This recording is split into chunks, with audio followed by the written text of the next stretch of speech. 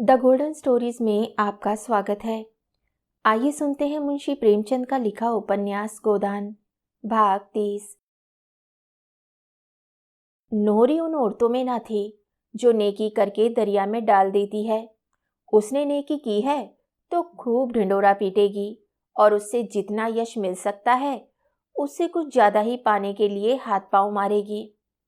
ऐसे आदमी को यश के बदले अपयश और बदनामी ही मिलती है। नेकी ना करना बदनामी की बात नहीं, अपनी इच्छा नहीं है या सामर्थ्य नहीं है, इसके लिए कोई बुरा नहीं कह सकता। मगर जब हम नेकी करके उसका एहसान जताने लगते हैं तो वही जिसके साथ हमने नेकी की थी हमारा शत्रु हो जाता है और हमारे एहसान को मिटा देना चाहता है। वही नेकी अगर करने वालों के दिल में रहे तो नेकी है, बाहर निकल आए तो बदी है। नोहरी चारों ओर कहती फिरती थी, बेचारा होरी बड़ी मुसीबत में था। बेटी के ब्याह के लिए जमीन गिरवी रख रहा था। मुझसे उनकी ये दशा न देखी गई। मुझे तो दया आई। धनिया से तो जी जलता था, वे राण तो मारे घमंड के धरती पर पांव ही नहीं रखती। बेचारा होरी चिंता से घुला जाता था। मैंने सोचा इस संकट में इसकी कुछ मदद कर दूं। आखिर आदमी ही तो आदमी के काम आता है और होरी तो अब कोई गैर नहीं है। मानो चाहे ना मानो वह हमारे नातेदार हो चुके। रुपए निकाल कर दे दिए, नहीं लड़की अब तक बैठी होती। धनिया भला ये झूठ कब सुनने लगी। रुपए खैरात दिए थे, बड़ी देने वाली। सूद महाजन भी लेगा, तुम भी लोगी, एहसान काहे का। दूसरों को देती, सूद की जगह मूल भी गायब हो जाता। हमने लिया है तो हाथ में रुपए आते ही नाक पर रख देंगे। हम ही थे कि तुम्हारे घर का बिस उठा के पी गए और कभी मुंह पर नहीं लाए। कोई यहाँ द्वार पर नहीं खड़ा होने देता था। हमने तुम्हारा मर्जात बना दिया, तुम्हारे मुंह की लाली रख ली। रात के 10 बज गए थे। सावन की अंधेरी घटा छाई थी। सारे गांव में अंधकार था। होरी ने भोजन करके तंबाकू पिया और सोने जा रहा था कि भोला आकर खड़ा हो गया। होरी ने पूछा, कैसे चले भोला महतो? जब इसी गांव में रहना है तो क्यों अलग छोटा सा घर नहीं बना लेते? गांव में लोग कैसी कैसी कुत्सा उड़ाया करते हैं, क्या ये तुम्हें अच्छा लगता है?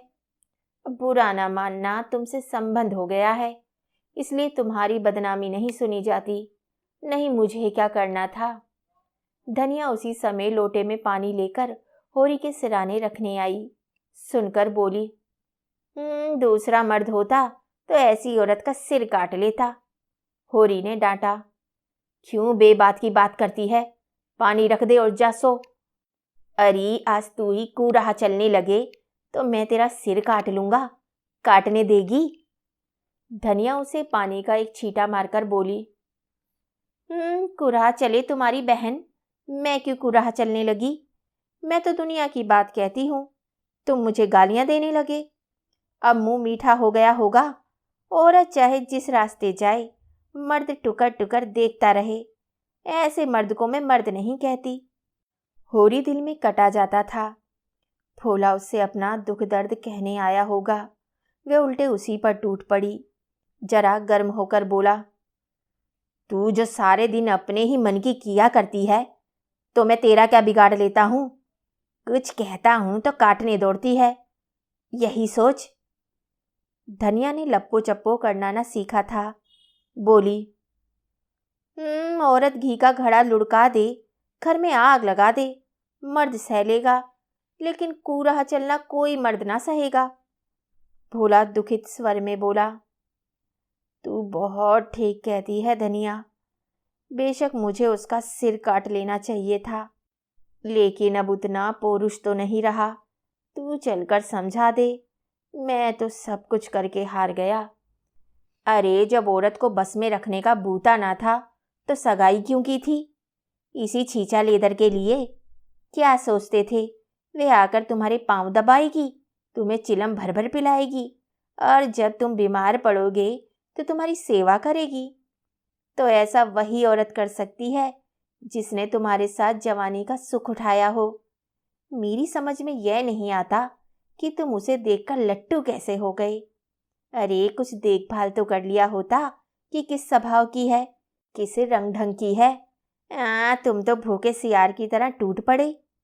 अब तो तुम्हारा धर्म यही है कि गंडासे से उसका सिर काट लो, फांसी ही तो पाओगे। फांसी छींचा लेदर से कहीं अच्छी। भोला के खून में कुछ स्फुर्ति आई। बोला, तो तुम्हारी यही सलाह है?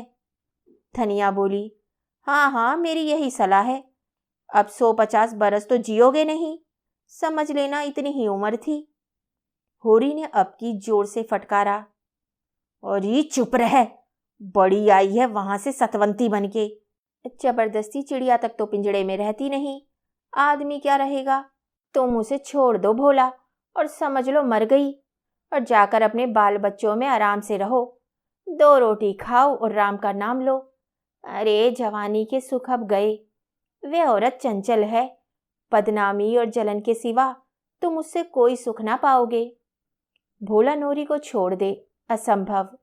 नोरी इस समय भी उसकी रोष भरी आंखों से तैरती हुई जान पड़ती थी, लेकिन नहीं, भोला अब उसे छोड़ ही देगा। जैसा कर रही है उसका फल भोगे। आंखों में आंसू आ गए।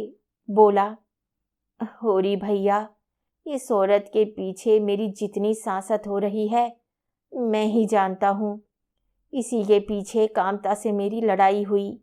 बुढ़ापे में ये दाग भी लगना था, वह लग गया। मुझे रोज ताना देती है कि तुम्हारी तो लड़की निकल गई, मेरी लड़की निकल गई चाहे भाग गई, लेकिन अपने आदमी के साथ पड़ी तो है, उसके सुख दुख की साथिन तो है। इसकी तरह तो मैंने औरत ही नहीं देखी। दूसरों के साथ तो हंसती है, मुझे देखा तो कुप्पे सा मुंह फुला लिया। मैं गरीब आदमी ठहरा, 3-4 आने रोज की मजदूरी करता हूँ। दूध, दही, मांस, मछली, रबड़ी, मलाई कहाँ से लाऊं? भोला यहाँ से प्रतिज्ञा करके अपने घर गए। अब बेटों के साथ रहेंगे। बहुत धक्के खा चुके, लेकिन दूसरे दिन प्रातःकाल होरी ने देखा तो भोला दुलारी सहुयाइन की दुकान से तंबाकू लिए चले जा रहे थे। होरी ने पुकारना उचित न समझा। आसक्ति में आदमी अपने बस में नहीं रहता। वहां से आकर धनिया से बोला, भोला तो अभी वही है। नौरी ने सचमुच इन पर कोई जादू कर दिया है। धनिया ने नाक सिकोड़ कर कहा, जैसी बेहया वह है, वैसा ही बेहया यह है। ऐसे मर्द को तो चुल्लू भर पानी में डूब मरना चाहिए।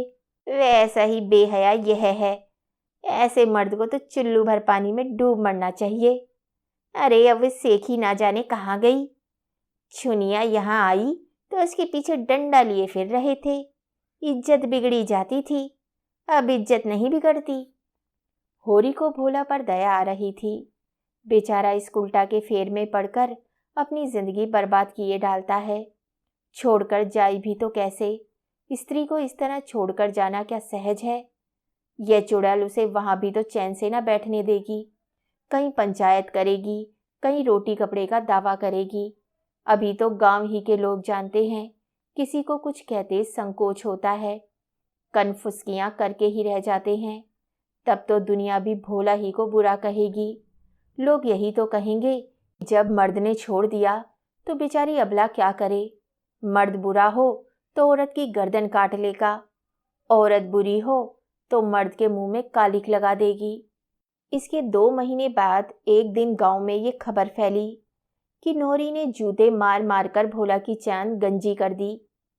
वर्षा समाप्त हो गई थी और रबी बोने की तैयारियां हो रही थी। होरी की ऊख तो नीलाम हो गई थी। ऊख के बीज के लिए उसे रुपए ना मिले, ऊख ना बोई गई।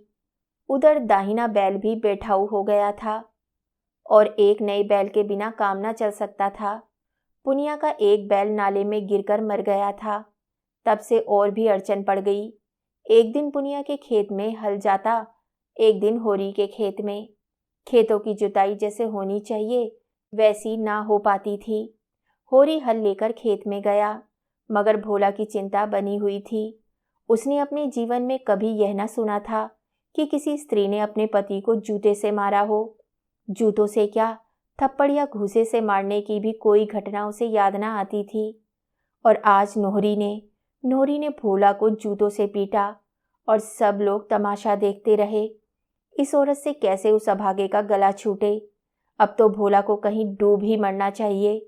जब जिंदगी में बदनामी और दुर्दशा के सिवा कुछ ना हो तो आदमी का मर जाना ही अच्छा। कौन भोला के नाम को रोने वाला बैठा है। बेटे चाहे क्रियाकर्म कर दें, लेकिन लोक लाज के कारण बस आंसू किसी की आंख में ना आएगा। तिरसना के बस में पड़कर आदमी इस तरह अपनी जिंदगी चौपट करता है। जब कोई रोने वाला नहीं तो फिर जिंदगी का क्या मोह और मरने से क्या डरना। एक ये नोरी है और एक ये चमारिन है सिलिया। देखने सुनने में उससे लाख दर्जे अच्छी। चाहे दो को खिलाकर खाए और राधिका बनी घूमे, लेकिन मजदूरी करती है, भूखी मरती है और मतई के नाम पर बैठी है। और ये निर्दयी बात भी नहीं पूछता। कौन जाने धनिया मर गई होती तो आज होरी की भी यही दशा होती। उसकी मौत की कल्पना ही से होरी को रोमांच हो उठा। धनिया की मूर्ति मानसिक नेत्रों के सामने आकर खड़ी हो गई। सेवा और त्याग की देवी, जबान की तेज, पर मोम जैसा हृदय, पैसे पैसे के पीछे प्राण देने वाली, पर मर्यादा रक्षा के लिए अपना सर्वस्व होम कर देने को तैयार। जवानी में वह कम रूपवती ना थी। नोरी उसके सामने क्या है। चलती थी तो रानी सी लगती थी। जो देखता था देखता ही रह जाता था। ये पटेश्वरी और झिंगुरी तब जवान थे। दोनों धनिया को देखकर छाती पर हाथ रख लेते थे। द्वार के 100 चक्कर लगाते थे।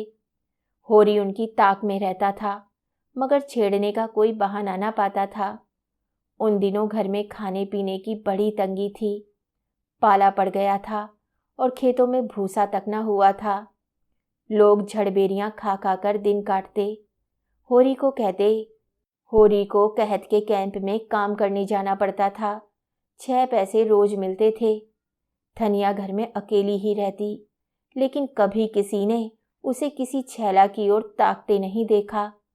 पटेश्वरी ने एक बार कुछ छेड़ की थी। उसका ऐसा मुंह तोड़ जवाब दिया कि अब तक नहीं भूले। सहसा उसने माता दीन को अपनी ओर आते देखा। कसाई कहीं का, कैसा तिलक लगाए हुए है, मानो भगवान का असली भगत है। रंगा हुआ सियार, ऐसे ब्राह्मण को पालागन कौन करे। माता दीन ने समीप आकर कहा, तुम्हारा दाहिना तो बूढ़ा हो गया होरी, अब की सिंचाई में न ठहरेगा। कोई 5 साल हुए होंगे इसे लाए। होरी ने दाएं बैल की पीठ पर हाथ रखकर कहा, कैसा 5वां, ये 8वां चल रहा है भाई। जी तो चाहता है इसे पेंशन दे दूं, लेकिन किसान और किसान के बैल, इनको तो जमराज ही पेंशन दे तो मिले। इसकी गर्दन पर जुआ रखते मेरा मन कचोटता है। बेचारा सोचता होगा अब भी छुट्टी नहीं, अब क्या मेरा हाड़ जोतेगा, लेकिन अपना कोई काबू नहीं। तुम कैसे चले, अब तो जी अच्छा है। माता दीन इधर 1 महीने से मलेरिया ज्वर में पड़ा रहा था। एक दिन तो उसकी नाड़ी छूट गई थी। चारपाई से नीचे उतार दिया गया था। तब से उसके मन में यह प्रेरणा हुई थी कि सिलिया के साथ अत्याचार करने का उसे ये दंड मिला है। जब उसने सिलिया को घर से निकाला तब वे गर्भवती थी। उसे तनिक भी दया न आई। पूरा गर्भ लेकर भी वे मजदूरी करती रही। अगर धनिया ने उस पर दया न की होती तो मर गई होती। कैसी कैसी मुसीबतें झेलकर जी रही है। मजदूरी भी तो इस दशा में नहीं कर सकती। अब लज्जित और द्रवित होकर वे सिलिया को होरी के हंसते 2 रुपए देने आया है। अगर होरी उसे वे रुपए दे दे तो वे उसका बहुत उपकार मानेगा। होरी ने कहा, तुम ही जाकर क्यों नहीं दे देते। माता दीन ने दीन भाव से कहा, मुझे उसके पास मत भेजो होरी महतो। कौन सा मुंह लेकर जाऊं, डर भी लग रहा है कि मुझे देखकर कहीं फटकार न सुनाने लगे।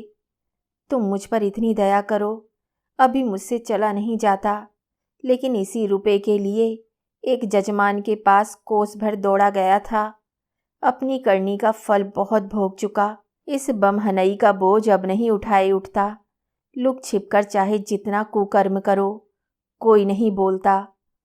परतछ कुछ नहीं कर सकते, परतछ कुछ नहीं कर सकते, नहीं कुल में कलंक लग जाएगा। तुम उसे समझा देना दादा कि मेरा अपराध क्षमा कर दे। ये धर्म का बंधन बड़ा कड़ा होता है। जिस समाज में जन्मे और पले, उसकी मर्यादा का पालन तो करना ही पड़ता है। और किसी जाति का धर्म बिगड़ जाए, उसे कोई विशेष हानि नहीं होती। ब्राह्मण का धर्म बिगड़ जाए तो वे कहीं का नहीं रहता। उसका धर्म ही उसके पूर्वजों की कमाई है, उसी की वह रोटी खाता है। इस प्रायश्चित के पीछे हमारे 300 बिगड़ गए। तो जब बेधर्म होकर ही रहना है, तो फिर जो कुछ करना है प्रत्यक्ष करूँगा। समाज के नाते आदमी का अगर कुछ धर्म है, तो मनुष्य के नाते भी तो कुछ उसका धर्म है। समाज धर्म पालने से समाज आदर करता है, मगर मनुष्य धर्म पालने से तो ईश्वर प्रसन्न होता है। संध्या समय जब होरी ने सिलिया को डरते डरते रुपए दिए, तो वे जैसे अपनी तपस्या का वरदान पा गई। दुख का भार तो वह अकेली उठा सकती थी, सुख का भार तो अकेले नहीं उठता। किसे ये खुशखबरी सुनाए? धनिया से वे अपने दिल की बातें नहीं कह सकती। गांव में और कोई प्राणी नहीं जिससे उसकी घनिष्ठता हो। उसके पेट में चूहे दौड़ रहे थे। सोना ही उसकी सहेली थी। सिलिया उससे मिलने के लिए आतुर हो गई। रात भर कैसे सब्र करे। मन में एक आंधी सी उठ रही थी। अब वे अनाथ नहीं है। माता दीन ने उसकी बाँह फिर पकड़ ली। जीवन पथ में उसके सामने अब अंधेरी विकराल मुख वाली खाई नहीं है।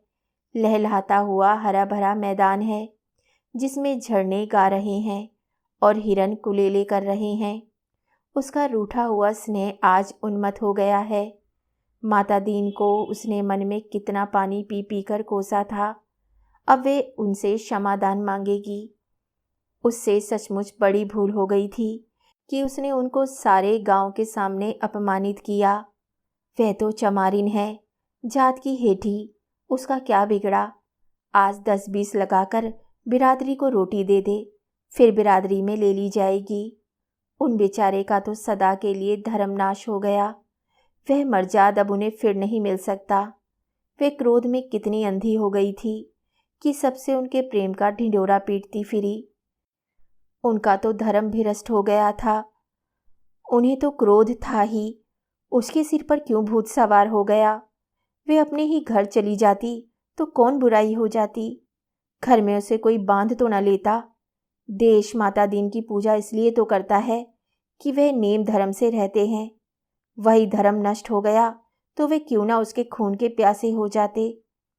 जरा देर पहले तक उसकी नज़र में सारा दोष माता दीन का था और अब सारा दोष अपना था।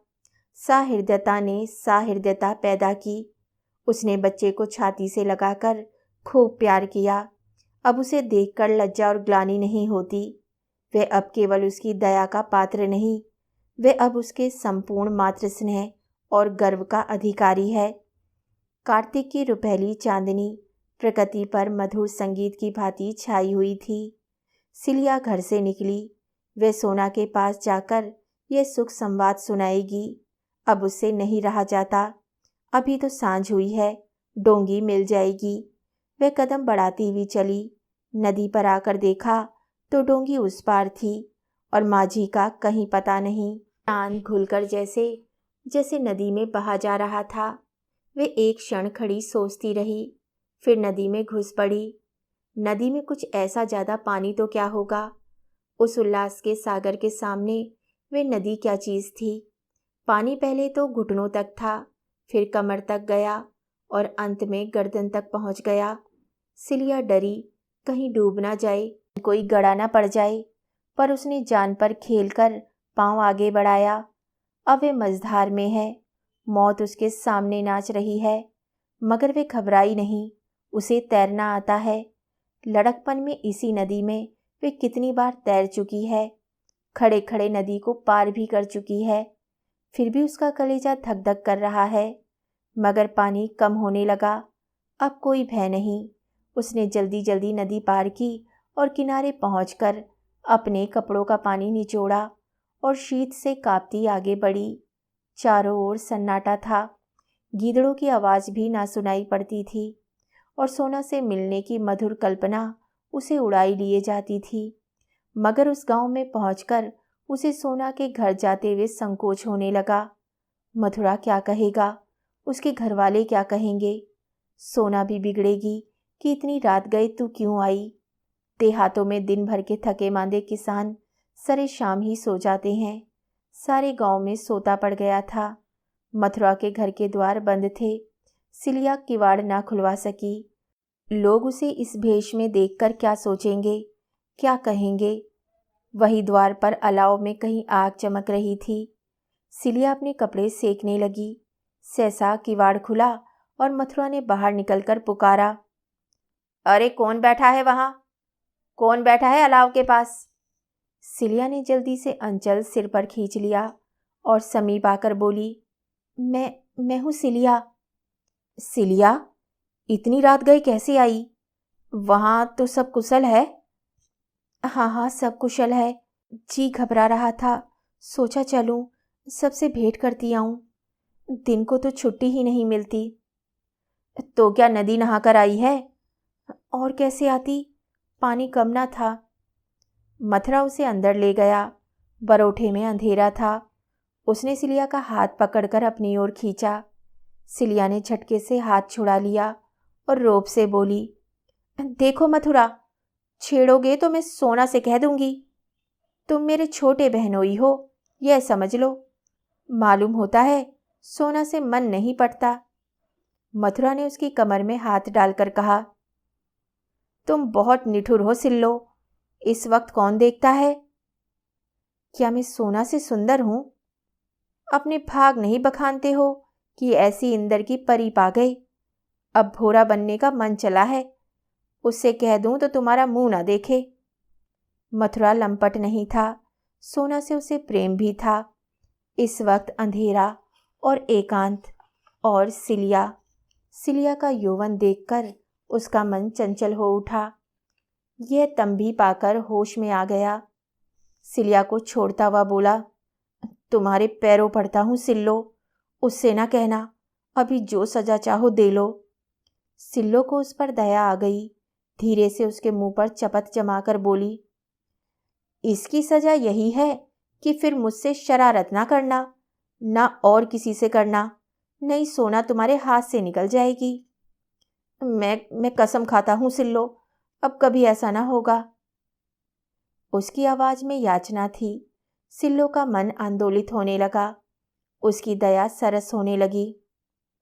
और जो करो तो तुम जो चाहना करना। सिल्लो का मुंह उसके मुंह के पास आ गया था और दोनों की सांस और आवाज और देह में कंपन हो रहा था। सहसा सोना ने पुकारा, किससे बातें करते हो वहां? सिल्लो पीछे हट गई। मथुरा आगे बढ़कर आंगन में आ गया और बोला, सिल्लो तुम्हारे गांव से आई है। सिल्लो भी पीछे पीछे आकर आंगन में खड़ी हो गई।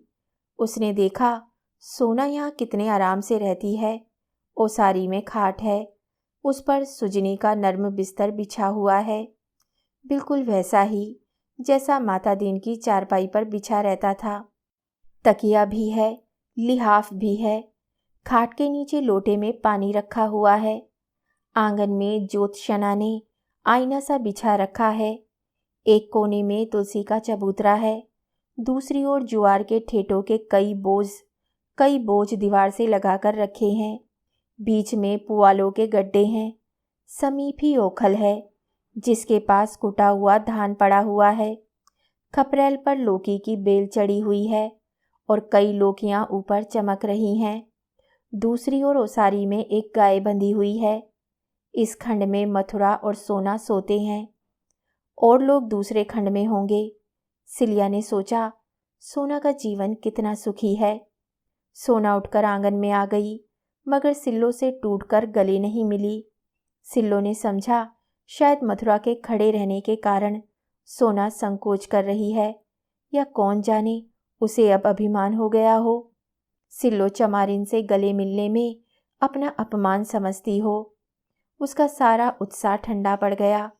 इस मिलन से हर्ष के बदले उसे ईर्ष्या हुई।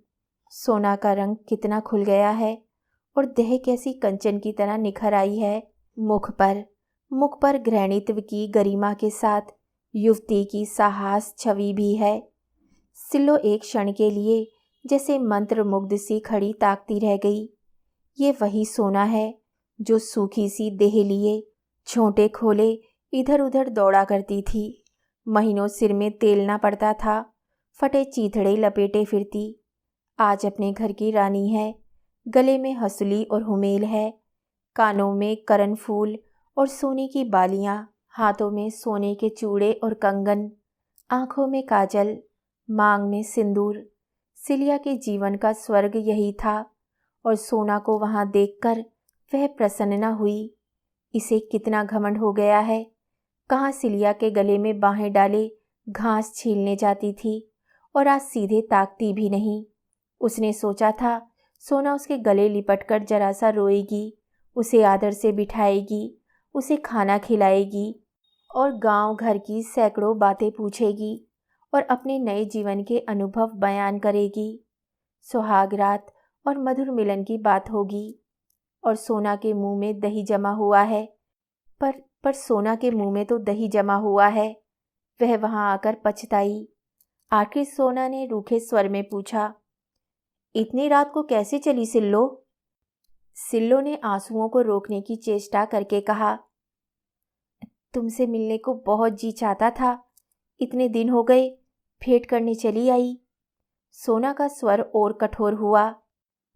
अरे लेकिन आदमी किसी के घर जाता है तो दिन को, कि इतनी रात गए।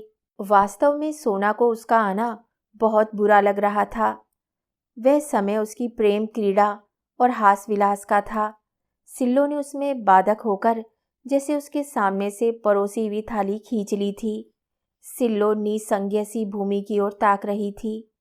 धरती क्यों नहीं फट जाती कि वह उसमें समा जाए। इतना अपमान! उसने अपने इतने ही जीवन में बहुत अपमान सहा था, बहुत दुर्दशा देखी थी। लेकिन आज की ये फांस जिस तरह उसके अंतःकरण में चुभ गई, वैसे कभी कोई बात ना चुभी थी। गुड़ घर के अंदर मटकों में बंद रखा हो तो कितना ही मूसलाधार पानी बरसे, कोई हानि नहीं होती। पर जिस वक्त वे धूप में सूखने के लिए बाहर फैलाया गया हो, उस वक्त तो पानी का एक छींटा भी उसका सर्वनाश कर देगा। सिलिया के अंतःकरण की सारी कोमल भावनाएं इस वक्त मुंह खोले बैठी हुई थी कि आकाश से अमृत वर्षा होगी। पर बरसा क्या? अमृत के बदले विष, और सिलिया के रोम रोम में दौड़ गया। सर्पदंश के समान लहरें आईं। घर में उपवास करके सो रहना और बात है, लेकिन पंगत से उठा दिया जाना तो डूब मरने की ही बात है। सिलिया को यहाँ एक क्षण ठहरना भी असह्य हो गया, जैसे कोई उसका गला दबाए हुए हो। वे कुछ न पूछ सकी। सोना के मन में क्या है, यह वह भाप रही थी।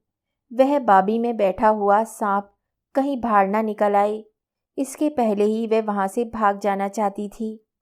कैसे भागे, क्या बहाना करे? उसके प्राण क्यों नहीं निकल जाते? मथुरा ने भंडारे की कुंजी उठा ली थी कि सिलिया के जलपान के लिए कुछ निकाल लाए। कर्तव्य विमूढ़ सा खड़ा था। इधर सिल्लो की सांस टंगी हुई थी, मानो सिर पर तलवार लटक रही हो।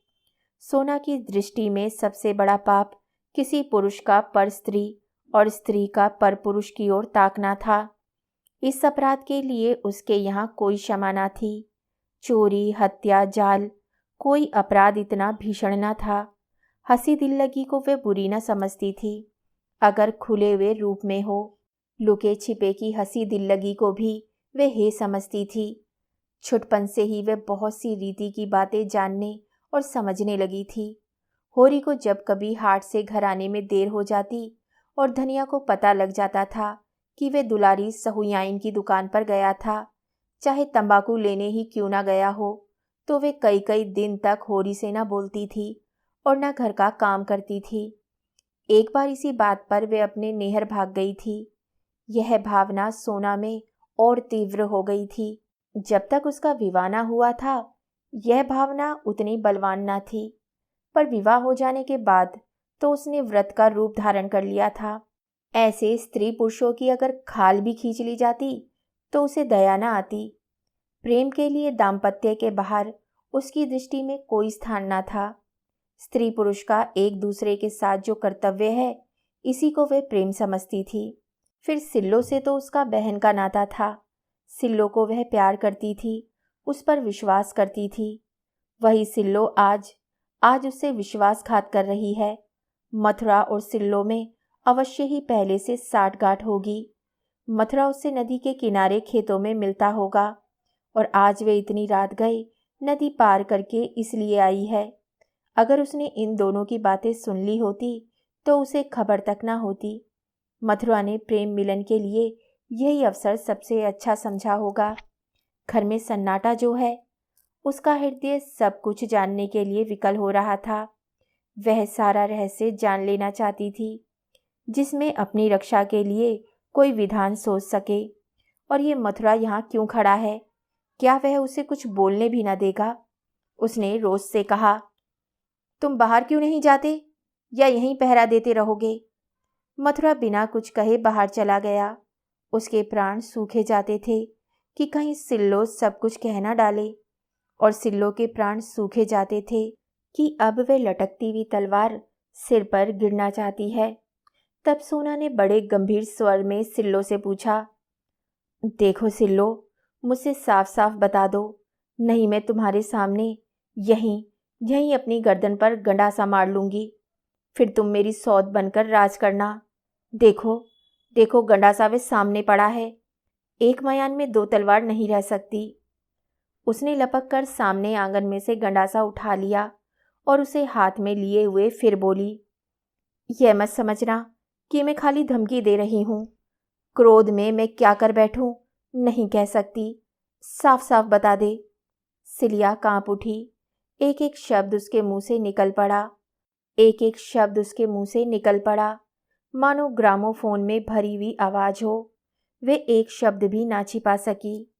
सोना के चेहरे पर भीषण संकल्प खिल रहा था, मानो खून सवार हो। सोना ने उसकी ओर बर्छी की सी चुभने वाली आंखों से देखा और मानो कटार का आघात करती हुई बोली, ठीक ठीक कहती हो? बिल्कुल ठीक, अपने बच्चे की कसम। कुछ छिपाया तो नहीं? अगर मैंने रत्ती भर भी छिपाया हो तो आंखें फूट जाएं। तुमने उस पापी को लात क्यों नहीं मारी? उसे दांत क्यों नहीं काट लिया? उसका खून क्यों नहीं पी लिया? चिल्लाई क्यों नहीं? सिल्लो क्या जवाब दे? सोना ने उन्मादनी की भांति अंगारी की सी आंख निकाल कर कहा, बोलती क्यों नहीं? क्यों तूने उसकी नाक दांतों से नहीं काट ली? क्यों नहीं दोनों हाथों से उसका गला दबा दिया? तब मैं तेरे चरणों पर सिर झुकाती। अब तो तुम मेरी आंखों में हरजाई हो, निरी बेसवा। अगर यही करना था तो माता दिन का नाम क्यों कलंकित कर रही है? क्यों किसी को लेकर बैठ नहीं जाती? क्यों अपने घर नहीं चली गई? यही तो तेरे घर वाले चाहते थे। तू उपले और घास लेकर बाजार जाती, वहां से रुपए लाती और तेरा बाप बैठा उसी रुपए की ताड़ी पीता। फिर क्यों उस ब्राह्मण का अपमान कराया? क्यों उसकी आबरू में बट्टा लगाया? क्यों सतवंती बनी बैठी हो? जब अकेले नहीं रहा जाता तो किसी से सगाई क्यों नहीं कर लेती? क्यों नदी तालाब में डूब नहीं मरती? क्यों दूसरे के जीवन में विष घोलती है? आज मैं तुझसे कह देती हूँ कि अगर इस तरह की बात फिर हुई और मुझे पता लगा तो हम तीनों में से एक भी जीता ना रहेगा। बस अब मुंह में कालिक लगाकर जाओ। आज से मेरे और तुम्हारे बीच में कोई नाता नहीं रहा। सिल्लो धीरे से उठी और संभल कर खड़ी हुई। जान पड़ा उसकी कमर टूट गई है। एक क्षण साहस बटोरती रही, किंतु अपनी सफाई में कुछ सूझ न पड़ा। आंखों के सामने अंधेरा था, सिर में चक्कर, कंठ सूख रहा था, सारी देह सुन हो गई थी, मानो रोम छिद्रों से प्राण उड़े जा रहे हों। एक एक पग इस तरह रखती हुई मानो सामने गड्ढा है। वह बाहर आई और नदी की ओर चली। द्वार पर मथुरा खड़ा था। बोला, इस वक्त कहाँ जाती हो सिल्लो? सिल्लो ने कोई जवाब ना दिया। मथुरा ने भी फिर कुछ ना पूछा। वह रुपहली चांदनी अब भी छाई हुई थी। नदी की लहरें अब भी चांद की किरणों में नहा रही थी और सिल्लो विक्षिप्त सी स्वप्न छाया की भांति नदी में चली जा रही थी। आगे की कहानी सुनिए अगले भाग में। तब तक के लिए धन्यवाद।